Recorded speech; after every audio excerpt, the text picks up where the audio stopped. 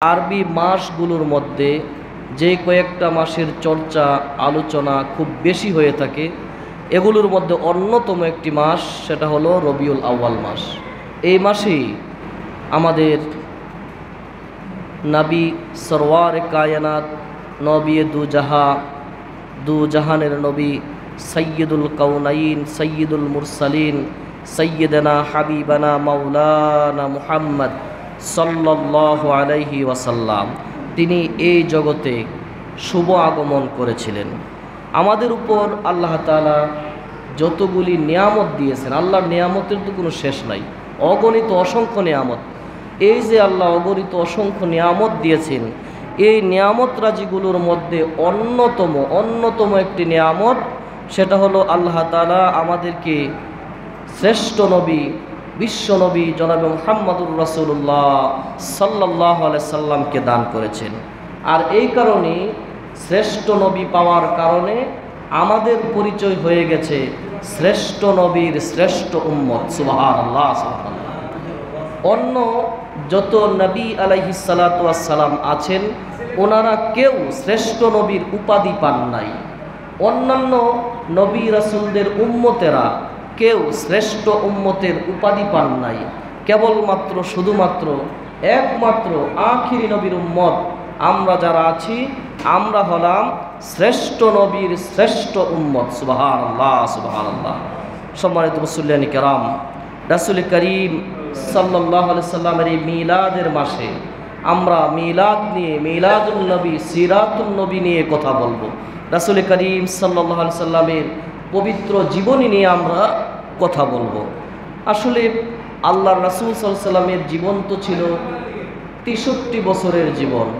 এই ৬৩ বছরের লম্বা জীবন একদিনের এই আলোচনার দ্বারা শেষ করা কোনো রকমই সম্ভব নয়।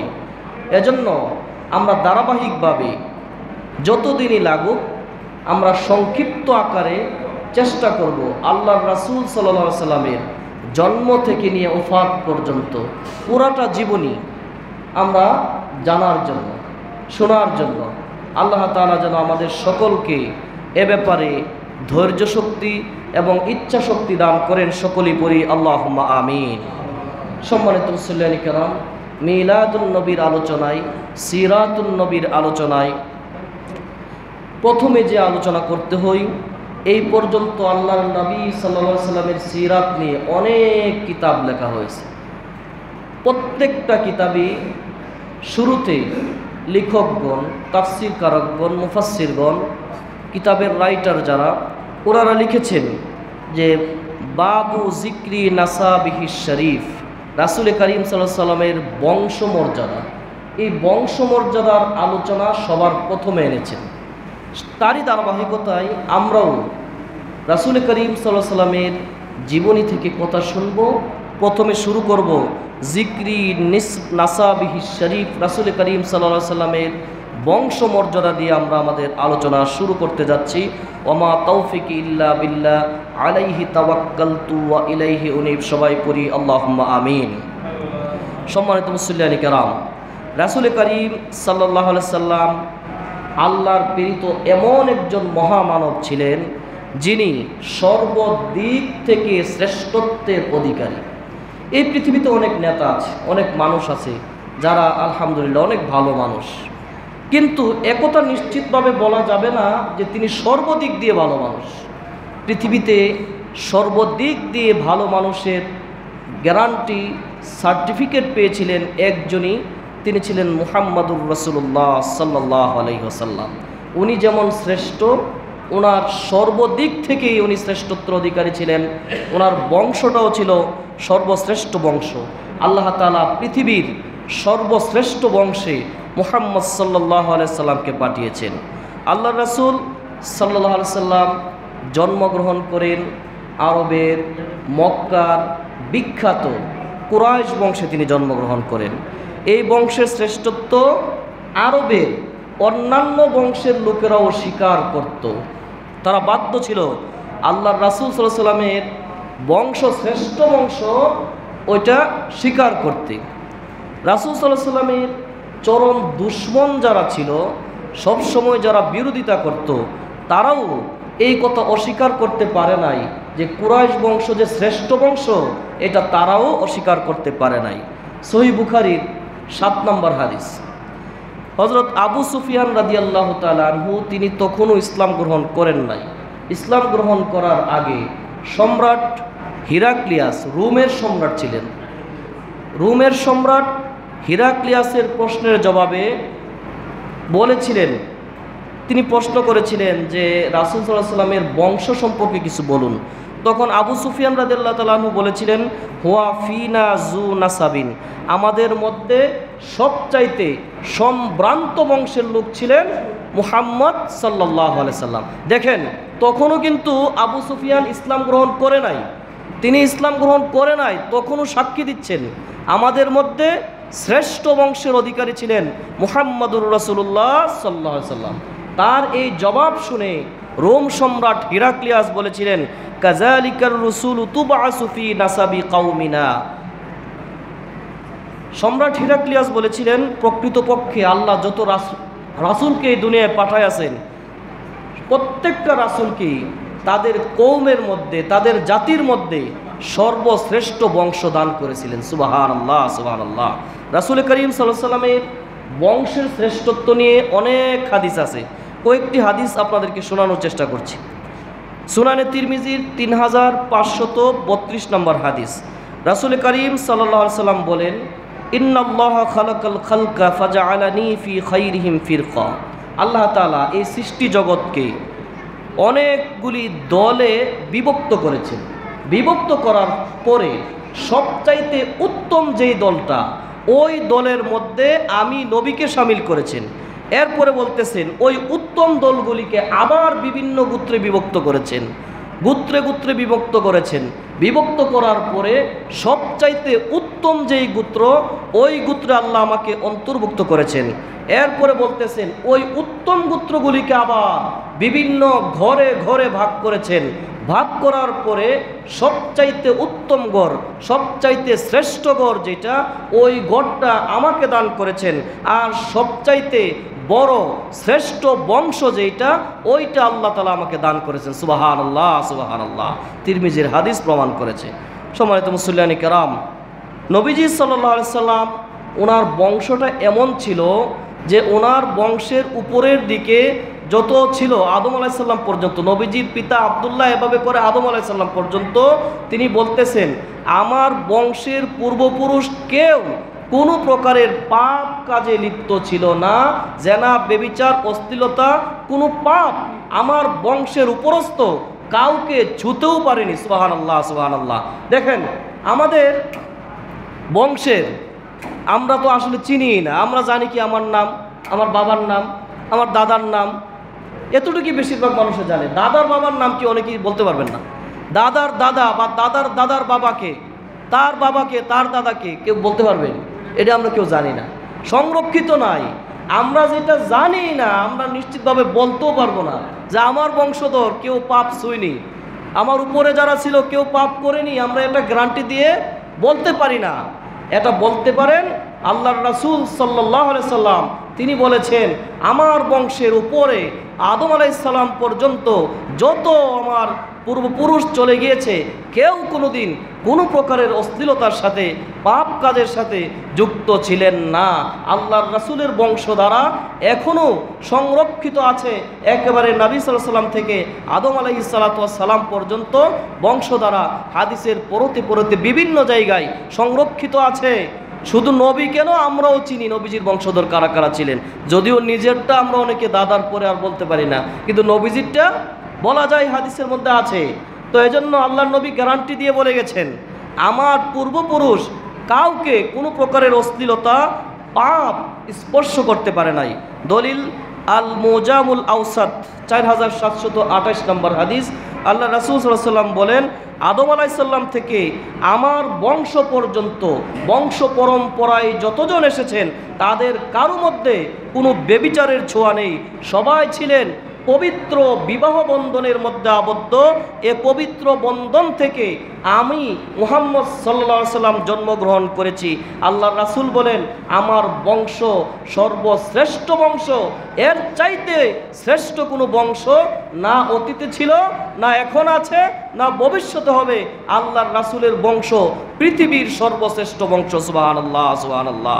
আল মুজামুল আওসাত লিত তাবারানি কিতাবের ৬২৮৫ নম্বর হাদিসের বর্ণনায় এসেছে, হযরত আয়েশা সিদ্দিকা রাদিয়াল্লাহু তাআলা আনহা তিনি বলেন, নবী করিম সাল্লাল্লাহু আলাইহি সাল্লাম হযরত জিবরাইল আলাইহিস সালাতু ওয়াস সালাম থেকে বর্ণনা করেছেন। জিবরাইল আলাইহিস সালাম বলতেছেন, আমি পৃথিবীর পূর্ব থেকে পশ্চিম, মাশরিক থেকে মাগরিব, শিমাল থেকে জনুব, পৃথিবীর আনাচে কানাচে আমি বহু ভ্রমণ করেছি, ঘুরে ঘুরে দেখেছি। দেখার পরে, ঘোরার পরে আমার আমার মতামত হলো যে আমি পৃথিবীতে মুহাম্মদ সাল্লাল্লাহু আলাইহি সাল্লাম থেকে অধিক শ্রেষ্ঠ আর কাউকে পাইনি। আর বনি হাশিমের বংশধর থেকে, মানে কুরাইশ বংশ থেকে শ্রেষ্ঠ বংশ আমি জিবরাইল এত বছর যাবৎ আনাচে কানাচে ঘুরেছি, দেখেছি। আমার অভিজ্ঞতার আলোকে আমি সাক্ষী দিচ্ছি, বনু হাশিমের চাইতে, কুরাইশ বংশের চাইতে শ্রেষ্ঠ বংশ আমি জিবরাইল আর কোনোদিন দেখি নাই। সুবহানাল্লাহ, সুবহানাল্লাহ। নবীজির বংশ, এতক্ষণ আলোচনার দ্বারা আমরা বুঝতে পারলাম আল্লাহর নবীর বংশ ছিল এই পৃথিবীর সর্বশ্রেষ্ঠ বংশ। সুবহানাল্লাহ। সম্মানিত মুসল্লিয়ানে কেরাম, নবীজি সাল্লাল্লাহু আলাইহি সাল্লামের জন্মের আগে পরে অনেক অলৌকিক ঘটনা ঘটেছে, অনেক অলৌকিক ঘটনা ঘটেছে। উভয় জাহানের বাদশা, দুনিয়ার বাদশা, আখিরাতের বাদশা মুহাম্মদুর রাসূলুল্লাহ সাল্লাল্লাহু আলাইহি সাল্লাম দুনিয়াতে আগমন করবেন। তার সম্মান, মর্যাদা, তার আগমনী বার্তা হিসেবে আল্লাহ সুবহানাহু ওয়া তাআলা এই পৃথিবীতে তার জন্মের আগে থেকেই বিভিন্ন অলৌকিক ঘটনা ঘটায়া জানানো দিয়েছেন যে আসতেছে পৃথিবীর শ্রেষ্ঠ মহামানব, শ্রেষ্ঠ মেহমান জনাবে মুহাম্মদুর রাসূলুল্লাহ সাল্লাল্লাহু আলাইহি সাল্লাম। বিভিন্ন দেশে, মনে করেন আমাদের দেশেই কোনো রাষ্ট্রীয় মেহমান যদি বাহির থেকে আসে, তাহলে তার কয়েকদিন আগে থেকেই তাকে বিভিন্ন ধরনের নিরাপত্তা প্রটোকল ইত্যাদি তাকে দেওয়া হয়, জানান দেওয়া হয় এই রাস্তায় ধরে অমুকভাবে অমুক সাহেব আসবেন। খুব সুন্দর করে আগে থেকেই যানবাহন বন্ধ করে দেওয়া হয়, রাস্তা সাজিয়ে গুছিয়ে রাখা হয়, গালিচা বিছিয়ে দেওয়া হয়। একজন সাধারণ দুনিয়াবি একজন রাষ্ট্রীয় মেহমানের জন্য যদি এরকম আগাম জানানো দেওয়া হয়ে থাকে, আল্লাহর রাসূল সাল্লাল্লাহু আলাইহি সাল্লাম, আল্লাহর দুনিয়ার প্রধান মেহমান, সৃষ্টি জগতের প্রধান আকর্ষণ, বিশ্বসভার সভাপতি জনাবে মুহাম্মদুর রাসূলুল্লাহ সাল্লাল্লাহু আলাইহি সাল্লাম এই দুনিয়াতে আগমন করবেন। আল্লাহ তাআলা আগমনের আগেই পৃথিবীবাসীকে বিভিন্ন অলৌকিক কর্মকাণ্ড ঘটাইয়া দিয়া দেখাইয়া দিয়েছেন, জানাইয়া দিয়েছেন, ও বিশ্ববাসী জানো জানো আসতেছে আমার নবী, প্রিয় নবী, শ্রেষ্ঠ নবী, খাতামুন নবী মুহাম্মদুর রাসূলুল্লাহ সাল্লাল্লাহু আলাইহি সাল্লাম, যেটা এই রাসূল সাল্লাল্লাহু আলাইহি সাল্লামের জন্মের 40 থেকে 50 দিন আগে আব্রাহার ঘটনা ঘটায় আছে। আপনারা জানেন আব্রাহা বিশাল বড় হস্তি বাহিনী লয়া, হাতিওয়ালা বাহিনী লয়া নবী সাল্লাল্লাহু আলাইহি সাল্লামের জন্মের আগে তিনি কাবাগর ভেঙে ফেলার জন্য আসছিলেন। যে কাবার ইবাদত, মানুষে কাবাতে গিয়ে ইবাদত করে না, এটা আমি দিব না করার জন্য আব্রাহা সে কি করলো, ভেঙে ফেলবে কাবাগর। এই উদ্দেশ্যে তার সেনাবাহিনী লয়া, হস্তি বাহিনী নিয়ে, হাতি নিয়ে এসেছিল, ভেঙে ফেলবে। এটা সূরা ফিলের মধ্যে আল্লাহ বলেছেন, আলাম তারা কাইফা ফাআলা রাব্বুকা বিআসহাবিল ফিল। আল্লাহ বলেন, ও নবী আপনি কি দেখেন নাই, আলাম তারা আপনি কি দেখেন নাই, কাইফা ফাআলা রাব্বুকা বিআসহাবিল ফিল, আপনার প্রতিপালক ওই হাতিওয়ালাদের সাথে, হস্তি বাহিনীর সাথে কেমন আচরণ করেছেন আপনি কি তা দেখেন নাই? এরপরে সবার শেষে আল্লাহ বলতেছেন, ফাজআলাহুম কাআসফিম মাকুল, তাদেরকে চর্বিত ঘাসের মতো করে দিয়েছেন। এত বড় ক্ষমতা নিয়ে, দাপট নিয়ে এসেছিল, ভেঙে ফেলবে কাবাগর, অথচ আল্লাহ তাআলা সামান্য কিছু পাখি দিয়া, উড়ন্ত পাখি দিয়া, যেই পাখিগুলি ছোট ছোট পাথর বহন করেছিল, ঠুটে নিয়েছিল একটা ছোট পাথর, দুই পায়ে দুইটা ছোট পাথর, একটা পাখি পাথর নিয়েছে তাইলে মোট কয়টা? 3টা। এইভাবে যাকে আবাবিল, আমরা অনেকে মনে করি পাখিটার নাম মনে হয় আবাবিল, না, আবাবিল মানে যাকে পাখি আল্লাহ তাআলা পাঠায় আছেন। এই পাখিগুলি উপর থেকে এই 3টা কইরা পাথর ছাড়ে, যার উপরে একটা পরে তার একবারে মাথা দিয়া ডুইকা সেজদা সারা শরীর ধ্বংস হইয়া সে আল্লাহ বলেন ফাজআলাহুম কাআসফিম মাকুল, একেবারে চর্বিত ঘাস। উদাহরণ দিয়েছেন গরু ঘাস চাবাইলে যেমন ফেসা ফেসা হয়ে যায়, ঘাসটা কোন কোন ঘাস মুখে নিয়েছে চেনা যায় না, ভর্তা বানায় ফেলে। আল্লাহ বলেছেন ফাজআলাহুম কাআসফিম মাকুল, আমি আল্লাহ তাদেরকে চর্বিত ঘাসের মতো করলাম। কোথায় গেল ক্ষমতা? কই গেল আব্রাহা? কই গেল তোমার এই কাবা ভাঙ্গার কাহিনী? এখন তো তোমারই পাত্তা নাই, তুমি আসছিলে কাবা ঘর ভেঙে ফেলবা।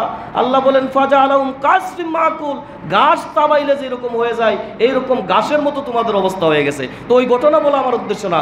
যখন ওই ঘটনাটা ঘটেছিল, ওই ঘটনাটা আল্লাহর নবীর জন্মের 40 থেকে 50 দিন আগে এই ঘটনা ঘটেছিল। আল্লাহ এটা ঘটায় আছেন, আল্লাহর নবীকে আগমন ঘটাবেন এই পৃথিবীতে আগেই জানায় আছেন, সাবধান হয়ে যাও, তোমাদের চক্রান্ত আর কোনো কাজে আসবে না, চক্রান্ত করে কোনো লাভ নাই। এই তো আগমন করছে আমার প্রিয় হাবিব জনাবে মুহাম্মদুর রাসূলুল্লাহ সাল্লাল্লাহু আলাইহি ওয়াসাল্লাম। সম্মানিত মুসল্লিয়ানি কেরাম, আল বিদায়া ওয়ান নেহায়া, এই রাসূল সাল্লাল্লাহু আলাইহি ওয়াসাল্লামের জীবনে নিয়ে অনেক কিতাব, ইতিহাসের কিতাব, অনেক কিতাব লিখিত হয়েছে। উল্লেখযোগ্য একটা কিতাব আল বিদায়া ওয়ান নিহায়া, এর 3 নম্বর খণ্ডের 384 পৃষ্ঠায় এসেছে নবীজির মা আমেনা ওনার নিজের ভাষায় বলতেছেন, আমার ঘরে যখন শিশু মুহাম্মদুর রাসূলুল্লাহ সাল্লাল্লাহু আলাইহি সাল্লামের জন্ম হলো, আমি নজর করে দেখলাম আমার শিশু মুহাম্মদের দেহ মুবারক থেকে একটা আলো, একটা নূর বিচ্ছুরিত হলো, যেই নূরের আলোতে সিরিয়ার মহলগুলো, সিরিয়ার প্রাসাদগুলো আলোকিত হয়ে গেছে। সুবহানাল্লাহ, সুবহানাল্লাহ। এই ছিল রাসূল করিম সাল্লাল্লাহু আলাইহি সাল্লামের জন্মের আগে পরের মুজিজার মধ্যে অন্যতম একটা মুজিজা। তাফসীর ইবনে কাসিরের লেখক আল্লামা ইবনে কাসির রহমতুল্লাহ আলাইহি ওনার অনবদ্য গ্রন্থ আল বিদায়া ওয়ান নিহায়া এর 3 নম্বর খণ্ডের 396 পৃষ্ঠায় আরেকটা হাদিস এনেছেন। এখানে তিনি বেশ কয়েকটি মুজিজার কথা বলেছেন, যে মুজিজাগুলো আল্লাহর রাসূল সাল্লাল্লাহু আলাইহি সাল্লামের জন্মের রাতে আল্লাহ তাআলা প্রকাশ ঘটাইয়াছেন।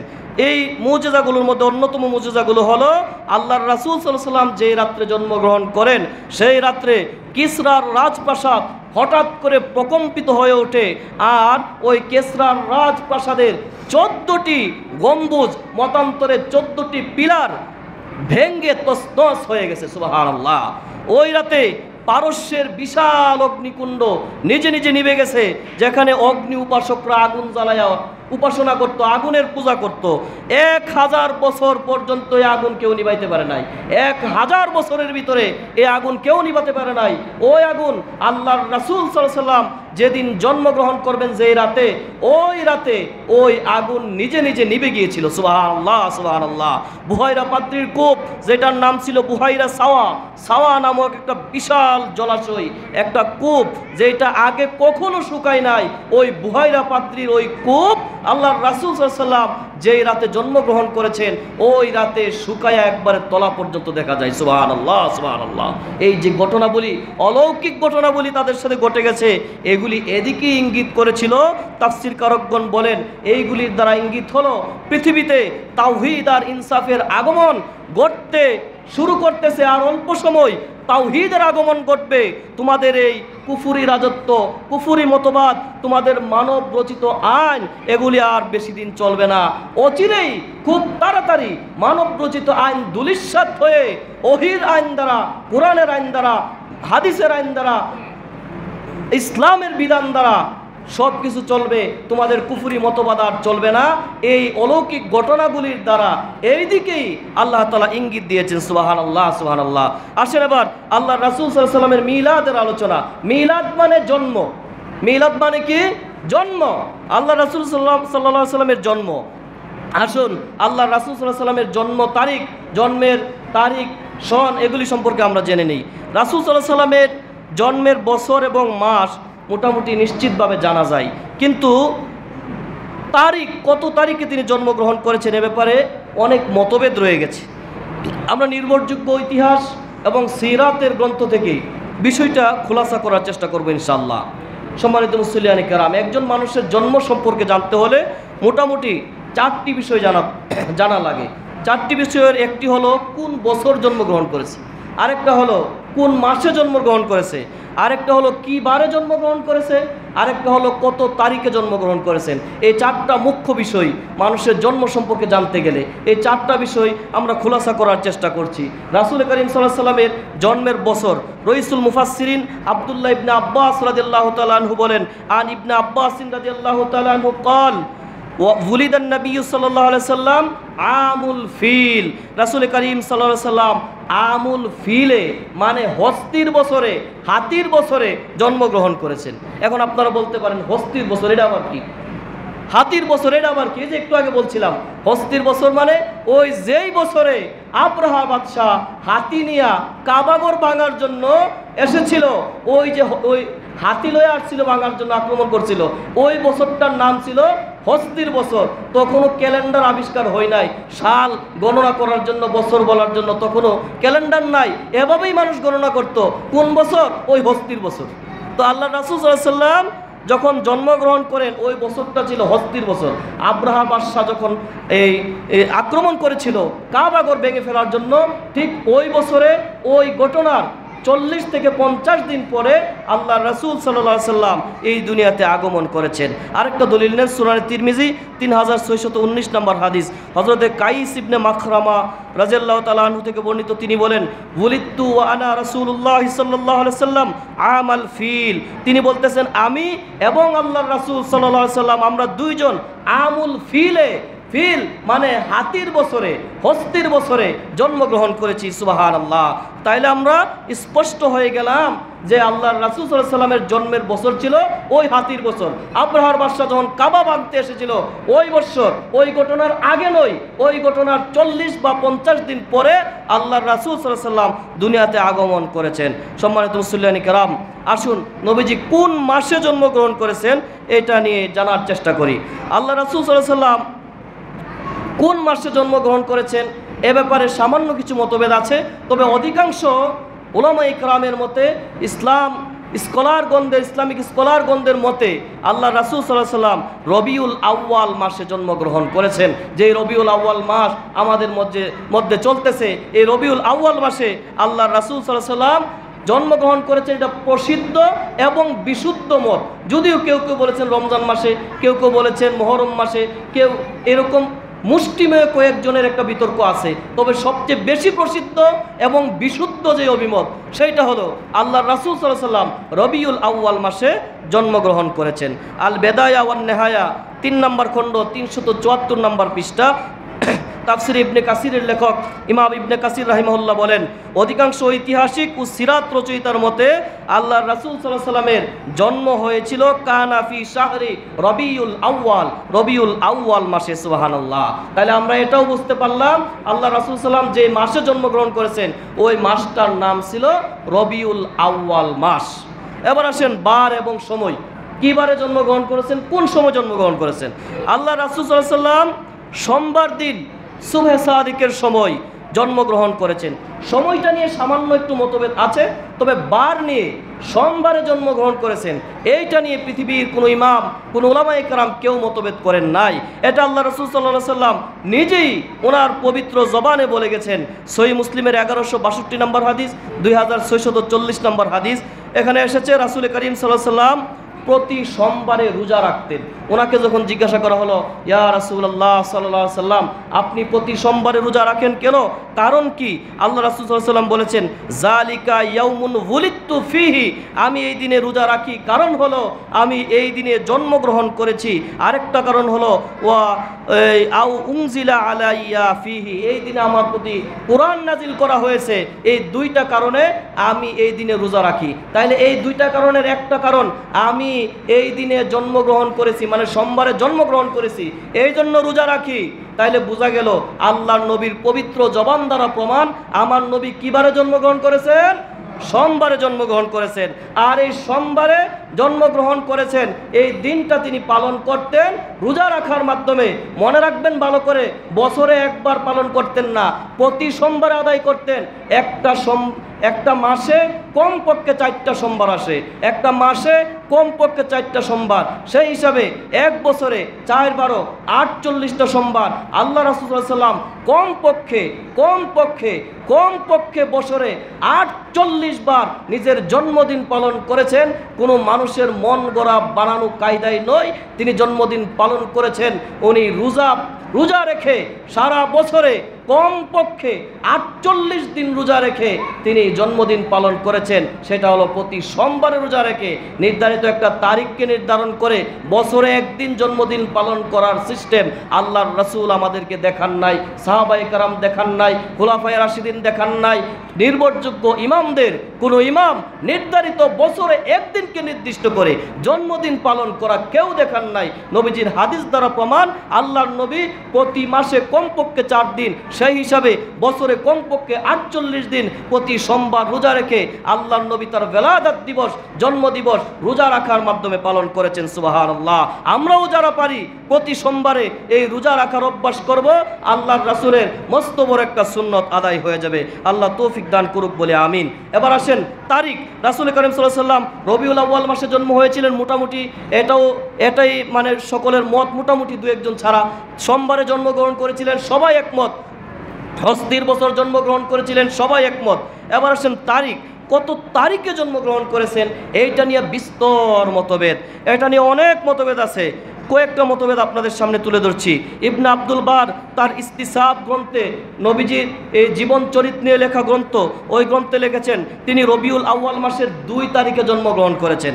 হুমায়দি ইবনে হাজিম থেকে রবিউল আউয়াল মাসের 8 তারিখে আরও অনেক উলামায়ে কেরাম এই তারিখটা বলেছেন, 8 তারিখে জন্মগ্রহণ করেছেন আল্লাহ রাসূল সাল্লাল্লাহু আলাইহি ওয়াসাল্লাম। কেউ বলেছেন রবিউল আউয়াল মাসের 10 তারিখে আল্লাহ রাসূল সাল্লাল্লাহু আলাইহি ওয়াসাল্লাম জন্মগ্রহণ করেছেন। কেউ বলেছেন রবিউল আউয়াল মাসের 12 তারিখে আল্লাহ রাসূল সাল্লাল্লাহু আলাইহি ওয়াসাল্লাম জন্মগ্রহণ করেছেন। এইটা এক পর্যায়ে প্রসিদ্ধি লাভ করেছে। ইবনে কাসির রহমতুল্লাহ আলাইহি ওনার কিতাবু 12 তারিখকে প্রাধান্য দিয়েছেন। পরবর্তীতে এটা প্রচার হতে হতে প্রসিদ্ধি লাভ করেছে যে আল্লাহ রাসূল সাল্লাল্লাহু আলাইহি ওয়াসাল্লাম রবিউল আউয়াল মাসের 12 তারিখে জন্মগ্রহণ করেছেন। তবে এই ব্যাপারে কথা হলো, বাকিগুলি মোটামুটি ফিক্সড হলো, এই ব্যাপারে একেবারে এটাই সঠিক এই কথা কেউ বলতে পারেন নাই। মতভেদ সহকারে সকলেই উল্লেখ করেছেন। সম্মানিত মুসল্লিয়ানি কেরাম, সময় তো শেষ হয়ে গেছে। তো আল্লাহ রাসূল সাল্লাল্লাহু আলাইহি সাল্লাম এর জন্ম থেকে আমরা শুরু করেছি, বংশধারাতে কথা বললাম, তারপরে জন্মের সময় অলৌকিক বিষয়গুলি সম্পর্কে কথা বললাম, আল্লাহ রাসূল সাল্লাল্লাহু আলাইহি সাল্লাম এর জন্মের বছর নিয়ে কথা বললাম, দিন কোনটা এটা জানলাম, মাস কোনটা জানলাম, তারিখটাও আমরা মতভেদ সহকারে জানতে পারলাম। সামনের দিকে একটার পর একটা ধারাবাহিকভাবে পর্যায়ক্রমে আল্লাহ রাসূল সাল্লাল্লাহু আলাইহি সাল্লামের জন্মের পরে কি ঘটনা ঘটেছিল, কি নাম রাখলেন, কি হয়েছিল, এইভাবে নিয়ে ধাপে ধাপে নবীজির সম্পূর্ণ জীবনীটা আমরা শোনার চেষ্টা করব। আল্লাহ তাআলা আমাদের সবাইকে তৌফিক দান করুক এবং এই জীবনী শুনে আমাদের সবাইকে আল্লাহর রাসূলের আদর্শে আদর্শিত হওয়ার তৌফিক দান করুক। সকলেই পড়ি আল্লাহুম্মা আমিন।